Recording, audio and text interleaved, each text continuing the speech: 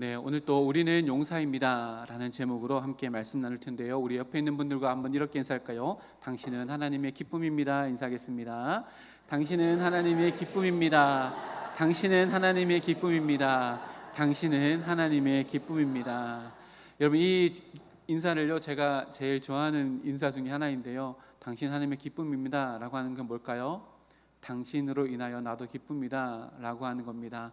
그래서요, 서로를 향해서 늘 기쁨으로 웃어주고 미소 지을 수 있는 우리 교회가 되었으면 좋겠습니다. 또 인사하겠습니다. 오늘 주제 말씀과 연결되어지는데요. 당신은 하나님의 용사입니다. 힘차게 인사하겠습니다. 당신은 하나님의 용사입니다. 당신은 하나님의 용사입니다. 당신은 하나님의 용사입니다. 아멘. 말씀을 시작하면서 퀴즈 하나 내겠습니다. 일반 상식입니다. 우리의 몸에 있는 한 부분입니다. 맞춰보십시오.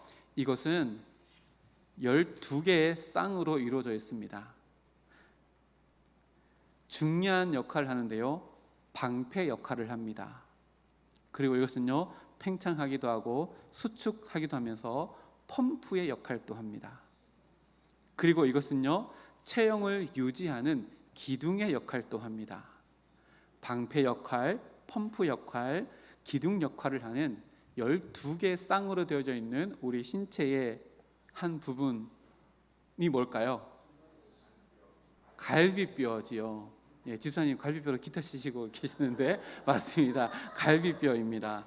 갈비뼈는 양쪽으로 12개씩 모두 다 24개로 이루어져 있고, 그래서 그 안에 있는 가장 중요한 장기 두 가지가 있죠. 심장과 폐를 보호해주는 방패 역할을 합니다.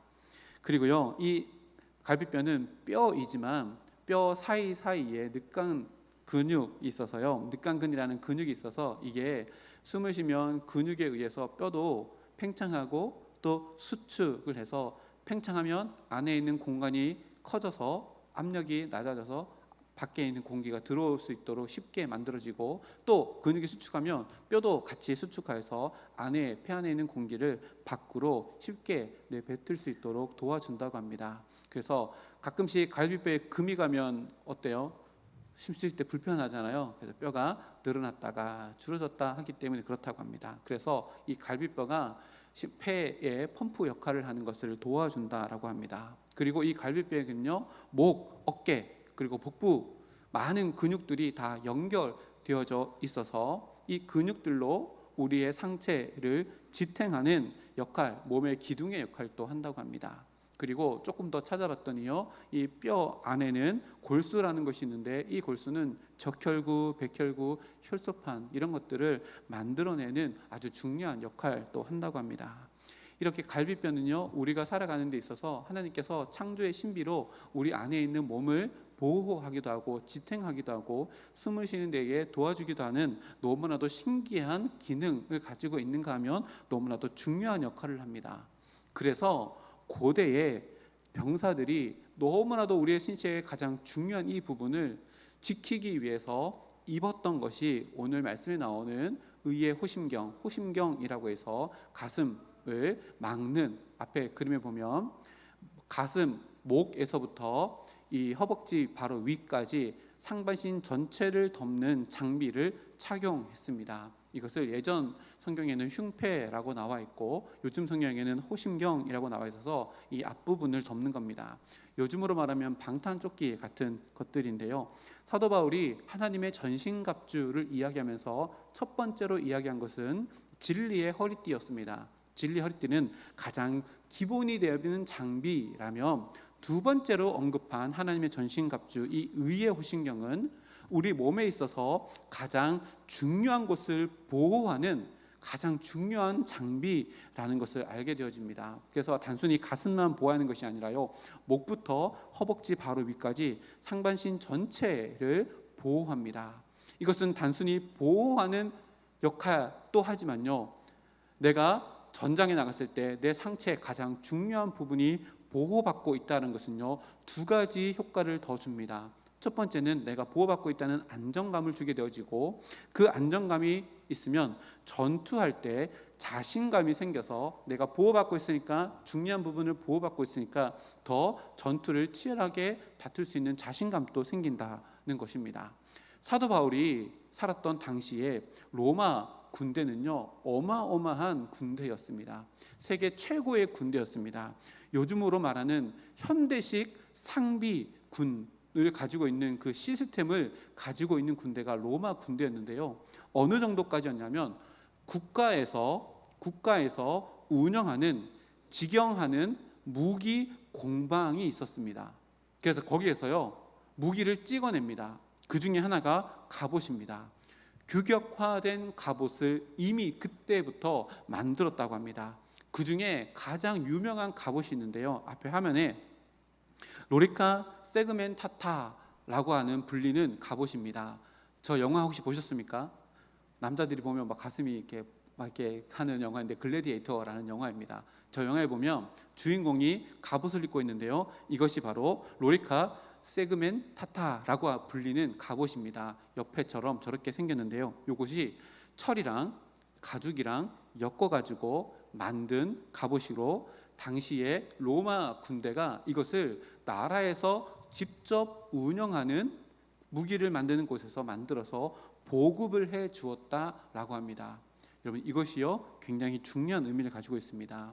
사도 바울이 이렇게 로마 군인이 입는 갑옷에 빗대어서 하나님께서 우리에게 주시는 하나님의 갑옷을 지금 설명하고 있는데, 두 번째로 설명하는 것이 바로 이 가슴을 막는 흉패 호심경인데, 이것은 로마 군대가 자기가 스스로 갖고 와서 자기가 만들어 입는 것이 아니라 로마에서, 나라에서 보급하는 보급품의 일부라는 것을 알고 있는 사도 바울이 지금 하나님께서 하나님의 용사에게 주신 의의 호심경도, 이것은 우리가 만드는 것이 아니라 하나님께서 하나님의 용사로 부름받은 우리들에게 지급하는 일종의 보급품이다 라고 이렇게 설명하고 있는 겁니다.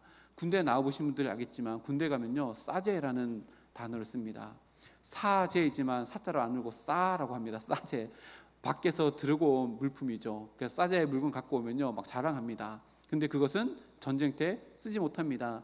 군용으로 군대에서 보급되어 준 것들로 군장을 꾸리고 살아갈 수, 이렇게 군대 생활을 할 수 있는 거지요. 이것이 무엇을 의미할까요? 우리가 성도로서 살아가면서 하나님께서 주어지는 의의 호심경으로 내 안전을 보장받을 수 있는 것이지, 우리는 절대로 스스로 나의 안전과 나의 생명을 지킬 수 없다는 것을 이야기합니다. 내가 일구어 놓은 업적들이 나의 생명을 지켜줄 수 없고요, 내가 쌓아놓은 물질의 양도 많다 할지라도 나의 안전을 보장할 수 없다는 것을 의미합니다. 유일하게 무엇으로만 가능해요? 하나님께서 우리에게 주시는 보급품인 의의 호심경으로 나의 가장 중요한 것을 지켜낼 수 있다는 것이 첫 번째 의미입니다. 우리가 잘 아는 예수님의 한 비유가 있습니다. 어리석은 한 부자의 비유이지요. 이 부자의 비유를 보면요, 이 부자는 자신의 영혼의 안식과 평안을 위해서 자기 스스로 할 수 있는 방법들을 최선을 다해서 노력하고 애써서 이루어내는 과정을 통해 내가 내 영혼의 안식을 누릴 수 있겠다라고 생각합니다. 근데 그것이 착각이었지요.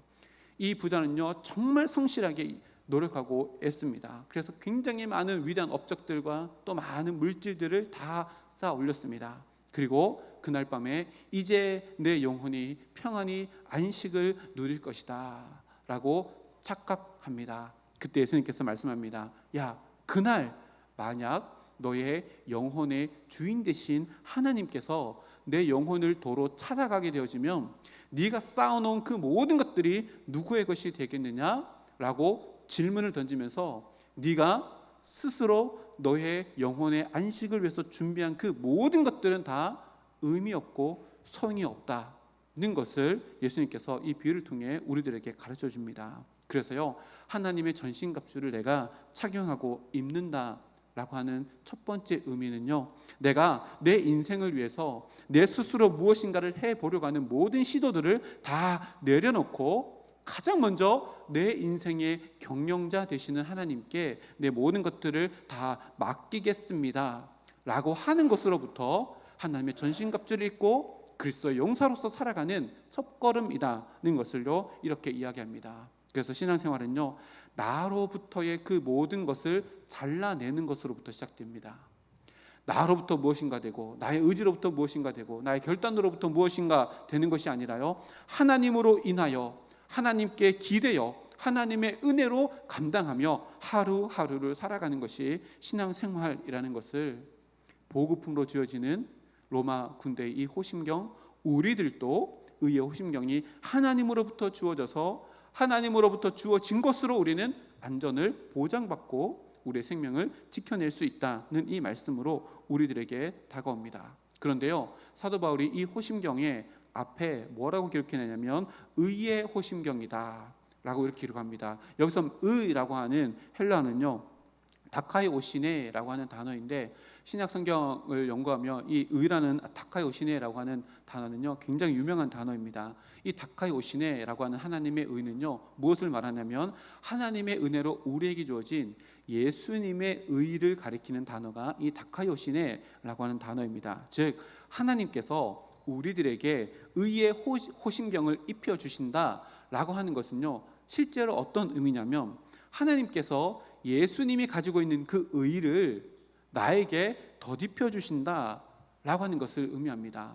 무엇을 의미해요? 내 인생을 살아갈 때요 내가 내 스스로 만드는 자기 의로는 우리는 절대로 안전을 보장받을 수 없고 내 생명을 지켜낼 수 없지만 하나님께서 나에게 입혀주시는 예수님의 의로 말미암아 우리는 나의 안전과 생명을 보장받을 수 있다는 말씀이 바로 이 말씀입니다. 그리고요 하나님께서 우리들에게 입혀주시는 예수님의 이 의의 호심경을 통해서 우리는 로마 군인이 호심경을 입고 나서 나는 안전을 보장받고 있다 그러니 전투 속에서 자신감을 가지고 내가 싸워야지 라고 하는 이 자신감, 담대함이 생기는 것처럼 우리도 예수님의 의를 덧입고 나면요 자신감, 담대함이 생기게 되어집니다.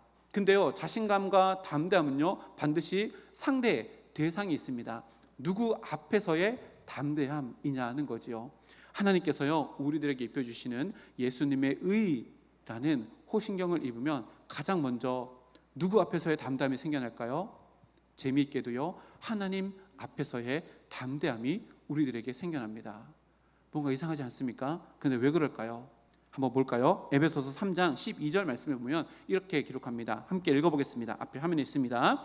우리가 그 안에서 그의 믿음으로 말미암아 담대함과 확신을 가지고 하나님께 나아감을 얻었느니라. 아멘. 보세요. 우리가 예수님의 은혜로 말미암아 예수님의 의를 덧입게 되면요 어떤 담대함이 생기냐면 하나님 앞에 서게 되는 담대함과 확신이 생긴다라고 성경에 기록합니다.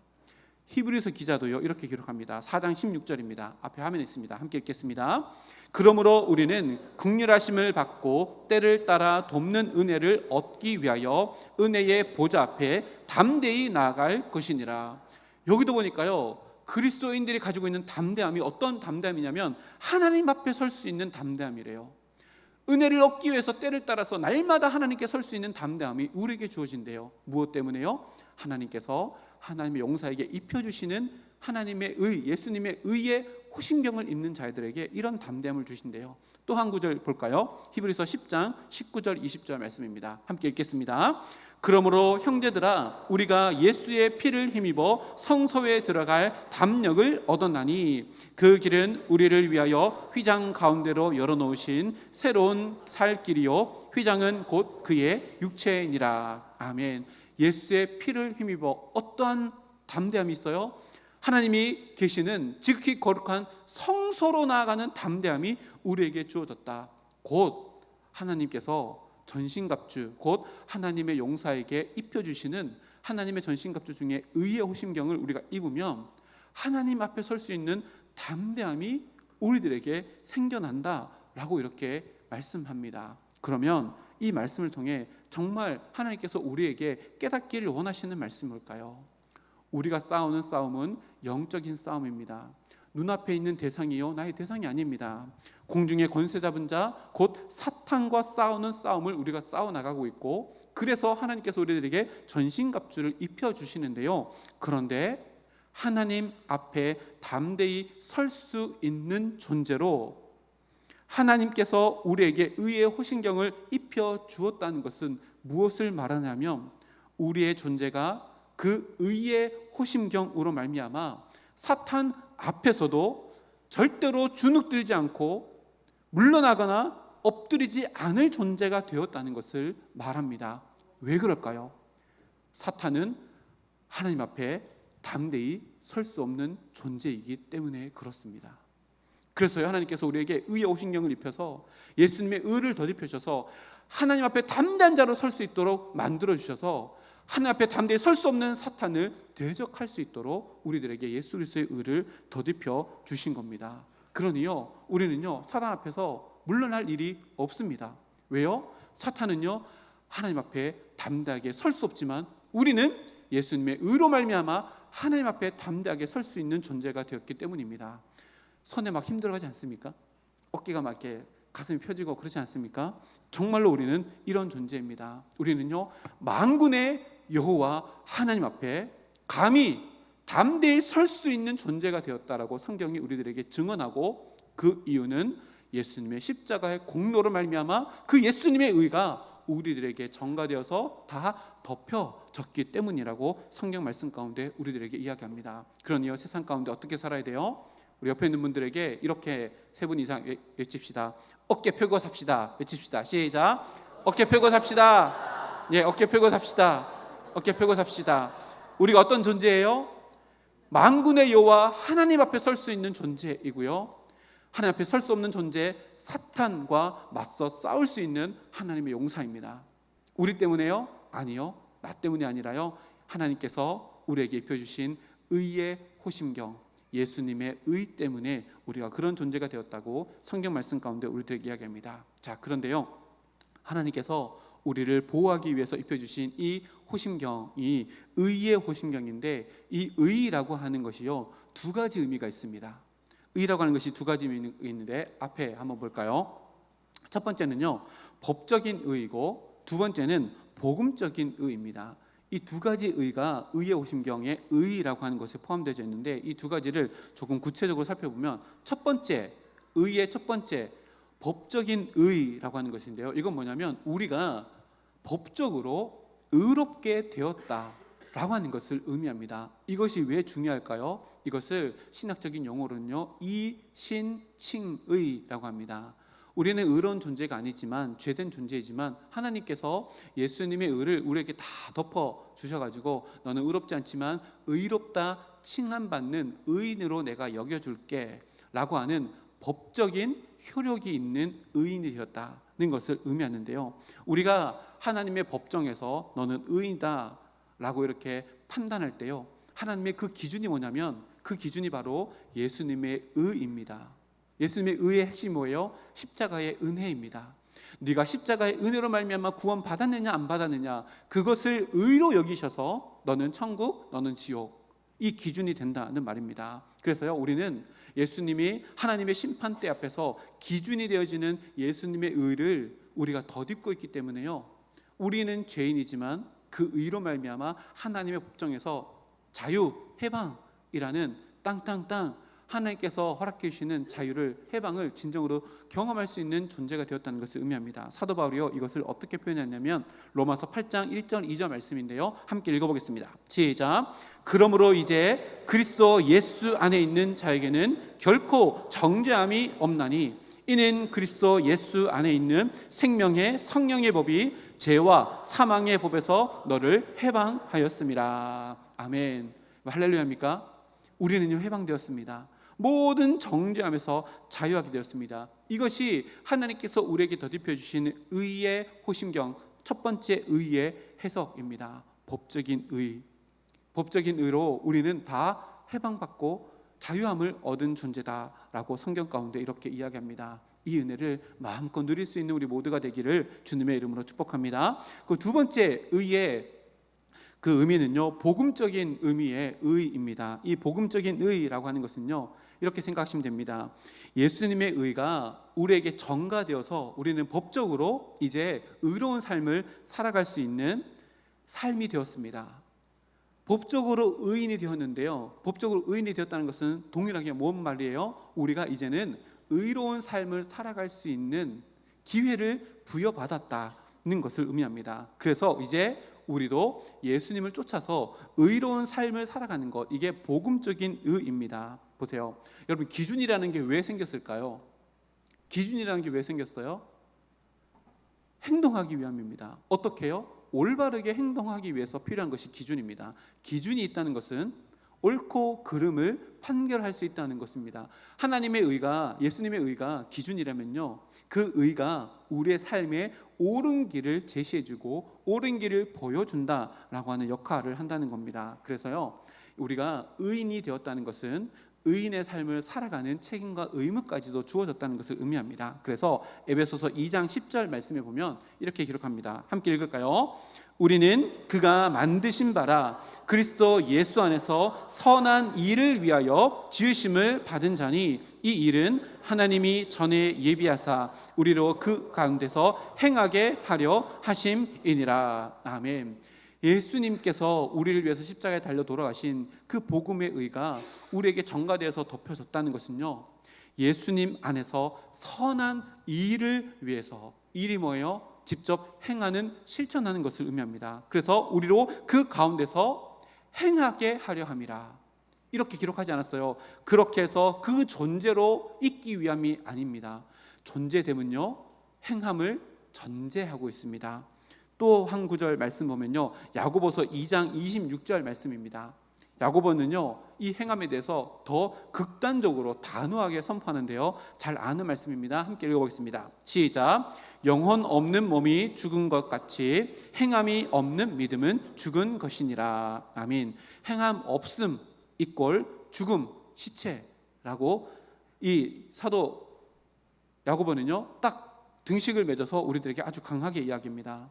믿음이 있다는 것은요, 우리가 의로 덧입어졌다는 것을 의미하는데, 근데 네가 행함이 없느냐? 그러면 진짜 너는 믿음이 아니다 라고 우리들에게 이야기합니다. 사도 요한도요, 요한 1서 3장 7절 말씀에서 이렇게 이야기합니다. 자녀들아, 아무도 너희를 미혹하지 못하게 하라.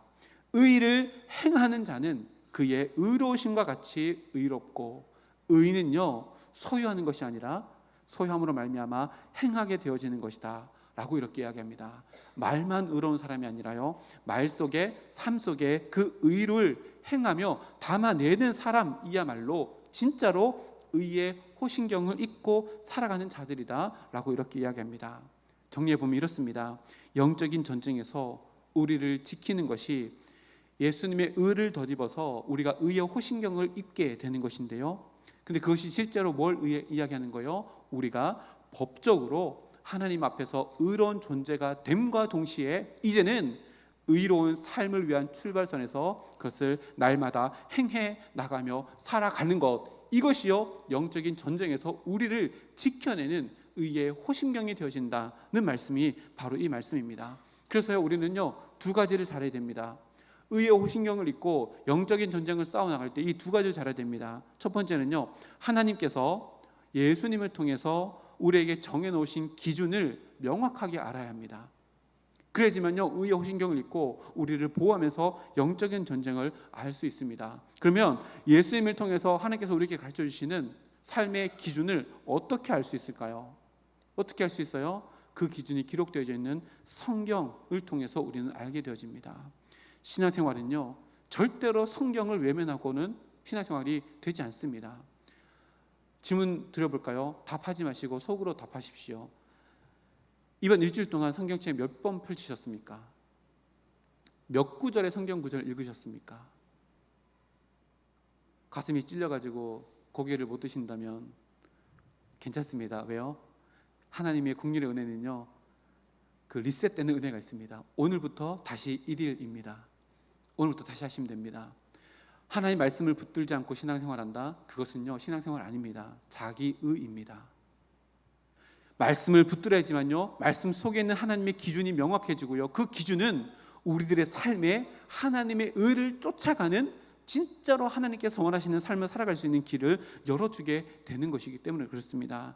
말씀과 가까워지지 않으면요, 절대로 신앙생활 되지 않습니다. 성경 속에는 모든 상황을 다 대응할 수 있는 가장 확실하고 명확한 기준이 기록되어져 있습니다.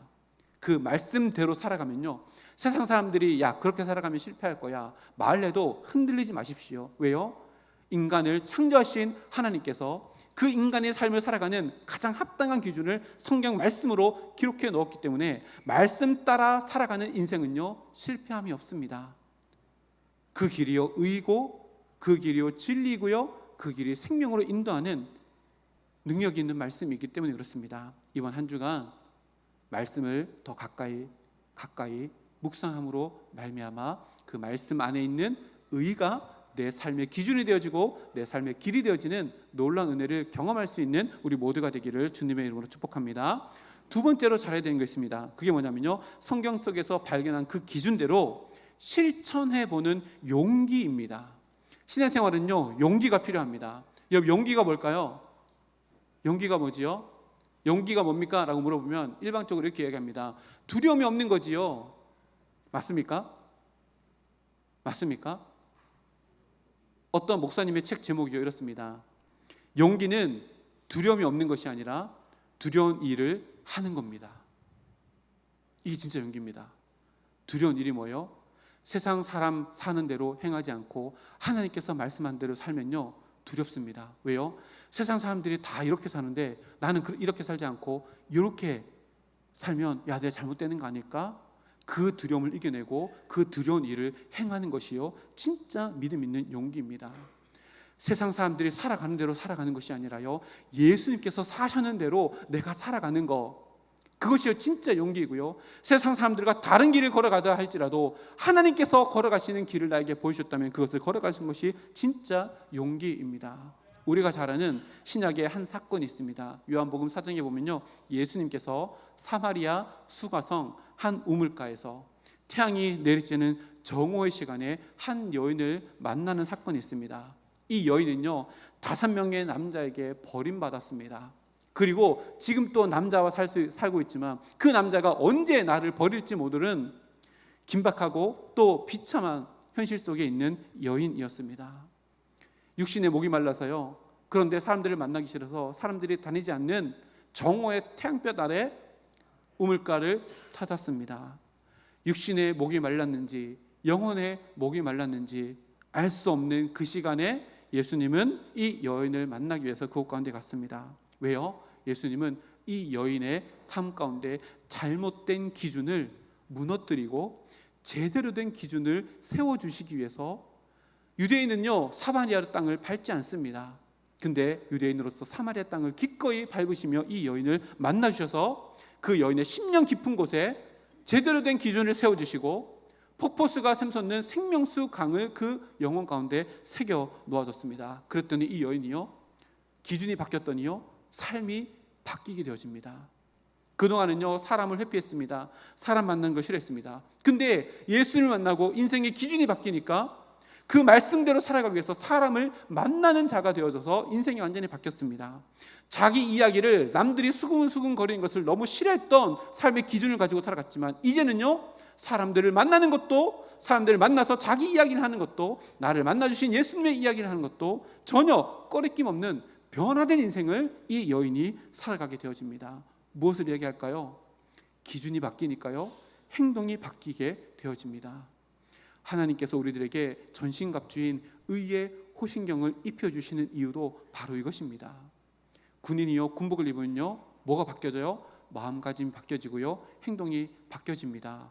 군대 전역하고 나와가지고 지금 선우 저기 위에 있는데 8월 달에 전역하거든요. 전역하면 이제 군복 벗고 오늘 저렇게 사복 입고 있잖아요. 근데 1년 2년 지나고 나면 예비군 통지서가 나오면 다시 군복을 입습니다. 기분이 이상합니다. 군복 입으면요 마음가짐이 또 달라집니다. 총을 들었습니다. 마음가짐이 달라집니다. 무엇을 의미해요? 의의 오신경을 우리가 입었다면요 마음만 존재만 바뀐 것이 아니라 삶의 변화까지도 바뀌어져 나가야 된다는 것을 이렇게 이야기합니다. 그런데요 여기서 말씀이 끝난 게 아니라 그 뒤에 보면 예수님께서 사마리아 수가성 우물가 여인을 만나고 있는 그 상황 가운데 제자들은 뭘 하고 있었어요? 음식을 구하기 위해서 동네로 가서 음식을 구하고 있었습니다. 근데 그 음식을 구하는 상황 가운데 예수님께서 사마리아 여인을 만나서 사마리아 여인의 삶의 기준을 바꿔주시고 기준이 바뀌는 행동이 바뀌어지는 그 역사가 일어나고 있는 상황 가운데 제자들이 동네에서 음식을 구해서 왔습니다. 그래서 예수님께 가가지고 예수님 이제 먹을 것을 구해왔습니다. 잡수십시오. 이렇게 드립니다. 그때 예수님께서 뭐라고 말씀하셨을까요? 요한복음 4장 34절 말씀 함께 읽어보겠습니다. 시작. 예수께서 이르시되 나의 양식은 나를 보내신 이의 뜻을 행하며 그의 일을 온전히 이루는 이것이니라. 아멘. 저는 이 말씀 읽을 때마다요, 저도 이 말씀의 맛을 알고 싶습니다. 보세요. 육신의 양식을 가져다 주셨어요. 근데 예수님께서 뭐라고 말씀하셔요? 나는 다른 양식을 먹었고 그 양식의 맛을, 그 양식의 풍족함을 지금 누리고 있다라고 말씀합니다. 우리에게 예수님의 이 의의 호신경을 입혀 주셨다는 것은요, 우리도 예수님께서 맛보셨던 하나님의 기준 따라 살아갈 때만 맛볼 수 있는 하늘의 양식, 그 맛을 우리들에게 허락해 주신다는 약속입니다. 일주일 동안요, 더워가지고 야, 몸보신 해야 되겠다, 삼계탕 먹으러 가자. 삼계탕 맛보는 것에 그치지 말고요, 하나님 말씀 안에 진짜 우리의 삶에 보약이 되어지는 하나님의 양식, 생명의 양식을 맛보는 우리 모두가 되어서 의의 호신경을 차고 있는 것에 그치지 않고요, 그것을 차고 영적인 전쟁을 싸워나가며 예수님의 기준에 따라, 예수님께서 행하셨던 그 모습 따라 우리도 그 길을 걸어가며 하나님의 용사만이 경험할 수 있는 하늘의 양식을 풍성하게 경험하는 우리 모두가 되기를 주님의 이름으로 축복합니다. 우리 다 함께 일어나셔서요, 우리 이렇게 한번 외쳐볼까요? 의의 호심경을 착용하고 당당하게 살아갑시다. 우리 앞에 있는 화면 보고 함께 외치겠습니다. 시작. 의의 호심경을 착용하고 당당하게 살아갑시다. 우리 옆에 있는 분들 함께 더 합니다. 의의 호심경을 착용하고 당당하게 살아갑시다. 아멘. 기도하고